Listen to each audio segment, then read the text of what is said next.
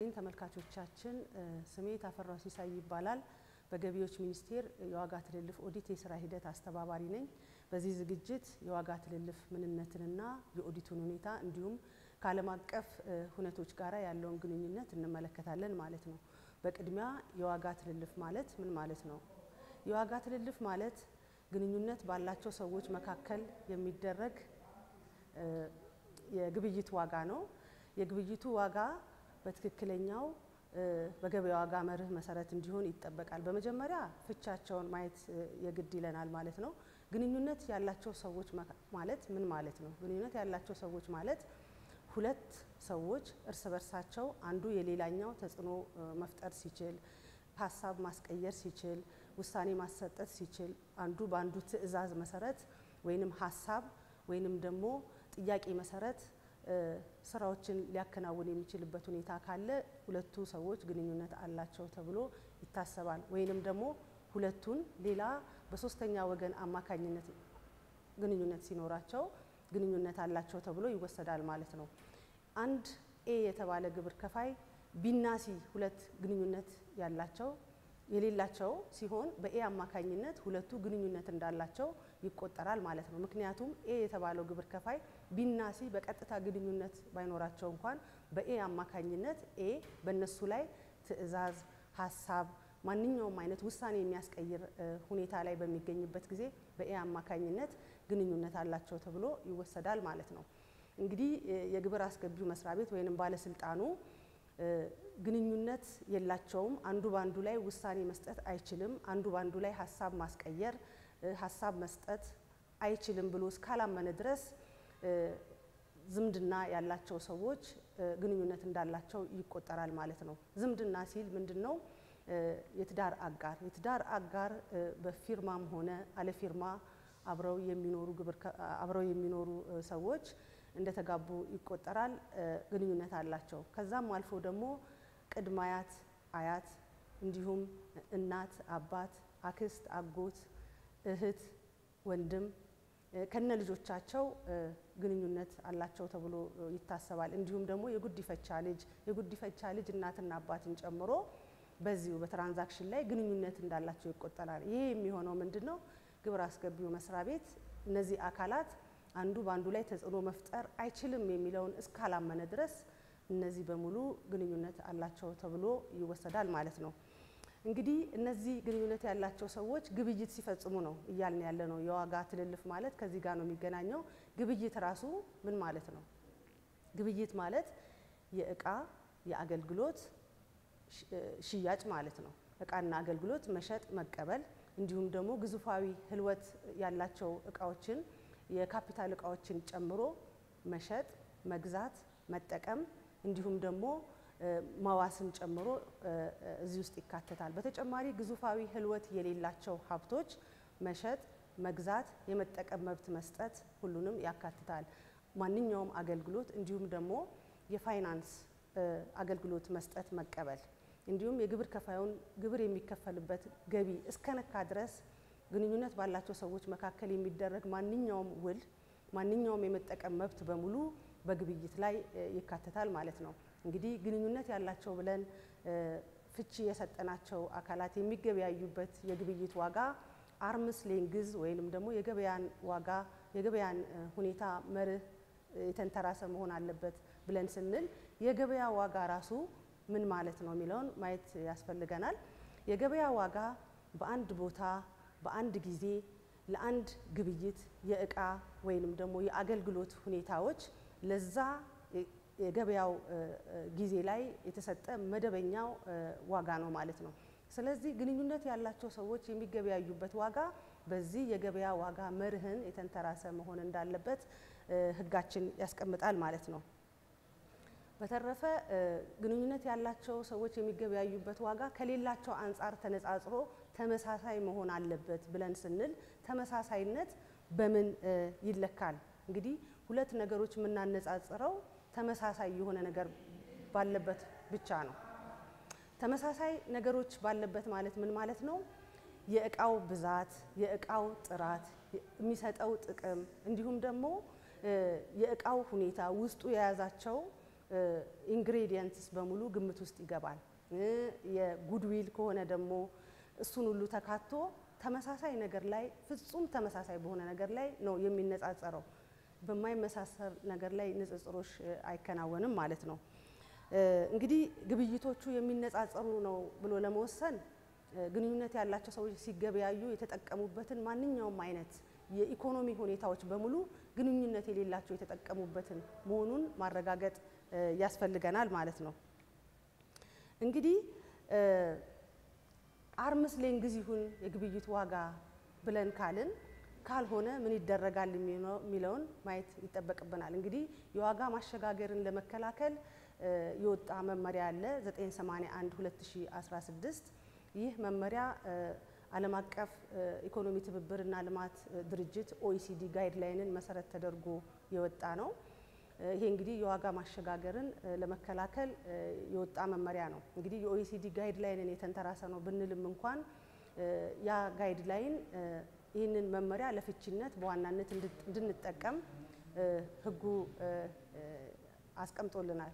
ስለዚህ የኦኢሲዲ ጋይድላይንን ከሀገራችን ህግና ደንብ ጋር ከዋጋ ትልልፍ መመሪያ ጋር የሚጋጭ ሆኖ በመናገኝበት ጊዜ የዋጋ ትልልፍ ኦዲት መመሪያችንና የገቢ ግብር አዋጃችን እንደ ዋናነት ወይንም ደግሞ እንደ መጀመሪያነት ሆኖ ያገለግላል ማለት ነው።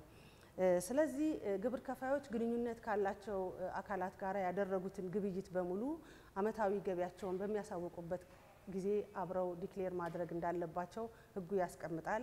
ይህ ሳይሆን ሲቀር ግን በአስተዳደር አዋጁ 114 መሰረት ቅጣት የተቀመጠበት ሁኔታ ነው ያለው። ስለዚህ ማንኛውም ግብር ከፋይ ግንኙነት ያለው ትራንዛክሽን በሚፈጽምበት ጊዜ ቅድም በፍቺነት ባስቀመጥናቸው መልኩ እዛ ውስጥ የሚያልፉ ግብር ከፋዮች በሙሉ ያላቸውን ግብይት በሙሉ ለታክስ ባለስልጣኑ ማሳወቅ መቻል አለባቸው ማለት ነው። እንግዲህ ይህንን ካልን ኦዲት አለ፣ ትራንስፈር ፕራይሲንግ ኦዲት ወይንም የዋጋ ትልልፍ ኦዲት አለ። ዋናው ታክስ ኦዲት እንደምናደርገው ሁሉ የዋጋ ትልልፍ ኦዲትም ይደረጋል ማለት ነው። የዋጋ ትልልፍ ኦዲት ዋና ዓላማው ምንድነው? በዋናነት ግብር ከፋዮች ግንኙነት ያላቸው ኃይላት ትክክለኛ የገበያ ዋጋ መርህን አስቀምጠዋል ወይ፣ ፌር የሆነ ፕራይስ አስቀምጠዋል ወይ የሚለውን የምናይበት ነው። ሁለተኛው ግብር የሚከፈልበት ገቢ በትክክል ሺፍት አልተደረገም ወይ፣ በትክክል ተቀምጧል ወይ፣ በተለይም ደግሞ ከሀገር ሺፍት መደረግ አለመደረጉን የምናይበት ነው ማለት ነው። ቀጥሎ ደግሞ የዋጋ ትልልፍ ኦዲት ጠቀሜታው በዋናነት ምንድነው? የታክስ ማጭበርበርን በተለይ ደግሞ ከመልቲናሽናል ካምፓኒ ጋራ በተገናኘ የታክስ መሰረትን በመናድ ወደ ውጪ የሚሄድ ፍሰትን ለመከላከል ይጠቅማል። በተለይም ደግሞ ታክስ ሄቨን እና የታክስ ምጣኔያቸው አነስተኛ ወደ ሆነ ሀገራት ሽፍት የሚደረግበት ሁኔታ ስላለ እሱን የሚከላከል ይሆናል። ሌላው የታክስ የትራንስፈር ፕራይሲንግ ኦዲት ዋናው ዓላማ ደግሞ ምንድነው? የታክስ ስርዓቱን ፌር ማድረግ ነው። ፌር ማድረግ ማለት ግንኙነት ባላቸው ሰዎች መካከል የሚደረግ ግብይትን ሌሎች ደግሞ ግንኙነት በሌላቸው ሰዎች መካከል የሚደረገው ተመሳሳይ ግብይትን ሁለቱንም እኩል ትሪት ለማድረግ ይጠቅመናል ማለት ነው። ለምሳሌ ግንኙነት ያላቸው ግብር ከፋዮች እርስ በርስ ፕራይስን ሺፍት የማድረግ ሁኔታዎች ይታያሉ። እኩል ንግድ እየነገዱ እዛኛው ጋር ያለው ደግሞ እንደዚህ አይነት አድቫንቴጅ ስለማያገኙ የታክስ ስርዓቱን የሚጎዳ የታክስ ተአማኒነቱን የሚጎዳ ዜጎች ላይ ቅሬታ የሚፈጥር ሁኔታ ስለሚሆን በትክክል ሁለቱንም ፌር ሆነ ትሪት ለማድረግ ያግዘናል ማለት ነው የኦዲቱ ሁኔታ። እንግዲህ ኦዲት ከተደረገ በኋላ አንደር የተደረገ ገቢ በሚኖርበት ጊዜ ታክስ ባለስልጣኑ ማስተካከያ ያደርጋል ማለት ነው። ማስተካከያ ተደርጎ አንደር የተደረገበትን የገቢ ሁኔታ ታክስ እንዲከፈልበት ያደርጋል። በዋናነት ይሄ ለታክስ ባለስልጣኑ ያለው ጠቀሜታ ምንድነው? ገቢን ይጨምራል። ምክንያቱም የዋጋ ማስተካከያ ስለሚደረግ ገቢ የሚጨመርበት ሁኔታ ነው ያለው። ቀጥሎም ደግሞ ታክስ ወደ ሌላ ቦታ እንዳይሸሽ ይጠቅማል። እያንዳንዱን ግብር ከፋይ በትክክል ዶክመንቱን እንዲይዝ ያግዘዋል። ኮምፕላያንስ ይጨምራል። ግብርን አምኖ የመክፈል ባህል ይጨምራል። ስለዚህ በእነዚህ ሁኔታዎች በሙሉ ጠቀሜታ አለው። ለግብር ከፋዩም ደግሞ ተጨማሪ ታክስ ያመጣል ማለት ነው። ምንድነው ግብር ከፋይ አሁን ሁለት ግብር ከፋዮች ግንኙነት ያላቸው ግብር ከፋዮች ያደረጉት ትራንዛክሽን አርምስ ሌንግዝ አይደለም ብለን ካሰብን የማስተካከያ ይደረጋል። ማስተካከያ ሲደረግ በዚህኛው ወገን የሚደረገው ማስተካከያ በዛኛው ወገን ማስተካከያ ይደረጋል ማለት ነው። እንዲሁም ትራንዛክሽኑ ክሮስ ቦርደር ከሆነ ከሀገር ውጪም ጨምሮ የሚደረግ ከሆነ ትራንዛክሽኑ ያኛው ሀገር ያደረገውን ማስተካከያ ሀገር ውስጥም ማስተካከያ ይደረጋል። ይሄ ጠቀሜታው ምንድነው? ግብር ከፋይ እዛ ጋር ታክስ የተከፈለበት በተለይ ደግሞ ደብል ታክሴሽን አቮይዳንስ ትሪቲ የተፈራረምናቸው ሀገራት ጋር በተገናኘ የመናበብ ስራዎች ስለሚሰሩ እዛ የተደረገው ማስተካከያ እዚህኛው ኮንሲደር ይደረጋል ማለት ነው። ደብል ታክስ የሚከፍሉበት ሁኔታ አይኖርም ማለት ነው። ስለዚህ የኦዲት ሁኔታው በዚህ ሁኔታ በሚከናወንበት ጊዜ ለሀገር ያለው ጠቀሜታ በጣም ከፍተኛ ነው። በዓለም ላይ አሁን ያሉት ጥናቶች እንደሚያሳዩት 60% በላይ ግንኙነት ባላቸው መካከል የሚደረግ ግብይት ነው ያለው። ከዛ ግብይት ደግሞ ኢኮኖሚ የሚያመነጨው ነገር በጣም አናሳ ነው። በተለይ ታዳጊ ሀገራት እንደኛ ሀገር ያሉ ከዚህ ዘርፍ የሚያገኙት ወይንም ከዚህ ትራንዛክሽን የሚያገኙት ገቢ በጣም አናሳ ነውና ብዙ ስራዎች መሰራት እንዳለባቸው በተለያዩ ሀገራት ሄደን ካየነው ከወሰድነው ልምድ መረዳት ችለናልና ሀገራችንም እንደ ሀገር በዚህ ሁኔታ ላይ በቁርጠኝነት የትራንስፈር ፕራይሲንግ ኦዲትንና የትራንስፈር ፕራይሲንግ አሰራር ሂደቶችን በትክክል እያስኬደች ወደ ውስጥ በደንብ እየገባችበት ትገኛለች፣ ህጉን እያስከበረች ማለት ነው።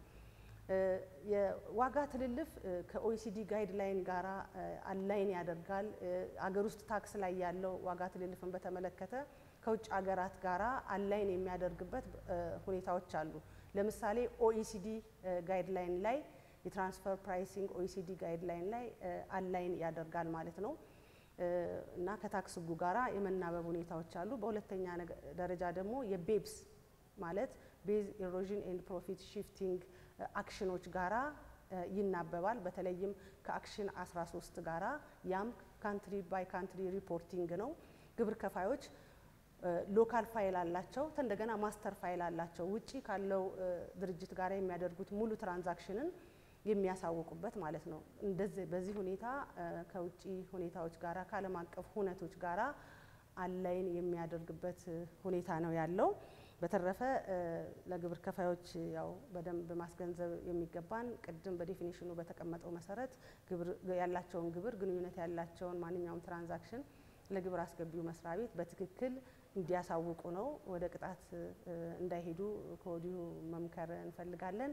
ስላዳመጣችሁኝ አመሰግናለሁ።